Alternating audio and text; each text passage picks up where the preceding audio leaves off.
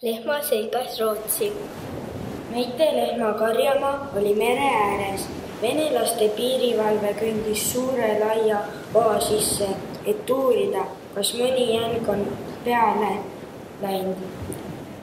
Ema viis lehma üle tee põllu kargele sööma. Ühe korra oli lehm ennast lahti tõmmanud ning mere äärde karganud. Seda näinud piirivalvurid. Püssid käes sihtinud ema, kui ta lehma üle küntud maa tagasi ajas.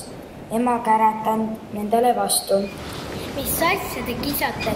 Ega ma lehma sõigas Rootsi ei saa minna. Jätud siis rahule. Noorjoonistajaid nutikaks Salm ülikooli 3. klassi õpilased Ismar Laab, Karl Kodukere, Kristjan Treira, Erika Filippov.